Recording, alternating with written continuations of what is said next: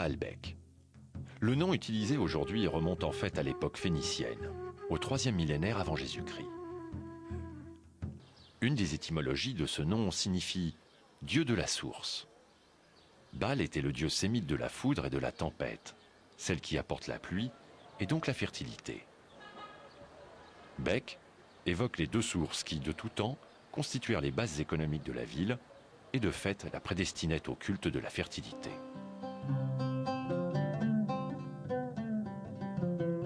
Baalbek prit le nom d'Héliopolis après la conquête de la région par Alexandre le Grand et le conserva sous la domination romaine. Héliopolis signifie en grec « cité du dieu soleil ». Cependant, le culte du soleil ne fut jamais célébré à Héliopolis-Baalbek. En fait, le nom évoque davantage une pratique courante des Grecs et des Romains, celle de la solarisation des dieux qui accentuait leur caractère cosmique. Ainsi, Jupiter, père de tous les dieux romains, l'équivalent du Zeus grec, est appelé ici Jupiter héliopolitain. Il est représenté comme une divinité solaire et cosmique, vêtue d'une gaine figurant les 7 planètes.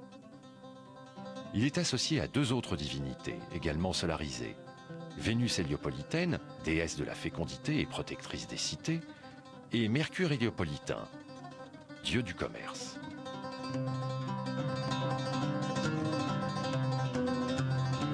Et comme dans tous les territoires conquis par Rome, Jupiter était assimilé à la divinité locale, Baal, le dieu de la foudre et de la tempête. Des attributs qui ont tout leur sens dans cette ville montagneuse.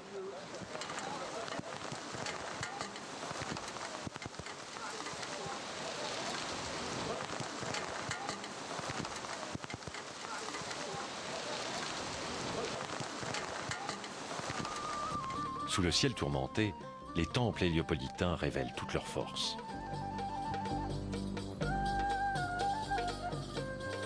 L'orage passé, il mousse de soleil. Et la lumière, apprivoisée par la pierre, relève l'intensité de chaque relief.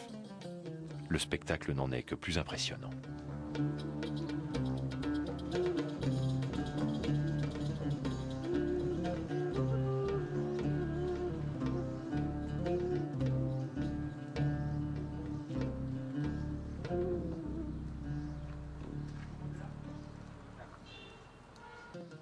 Deux siècles et demi pour construire ce Lego de pierre cyclopéen.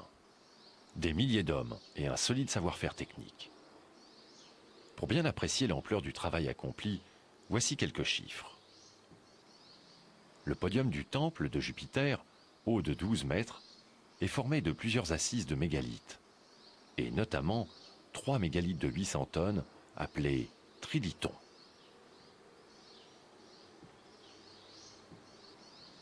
À l'époque romaine, ce podium était entouré d'un portique de 54 colonnes, hautes de 20 mètres, chacune constituée de 3 tambours, pesant chacun plusieurs centaines de tonnes.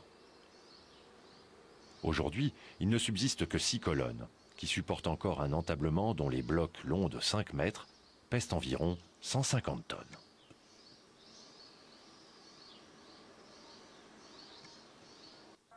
Une telle accumulation de pierres d'une taille démesurée est unique dans toute l'Antiquité. Comment ces blocs colossaux ont-ils été extraits, taillés, transportés, levés et enfin sculptés?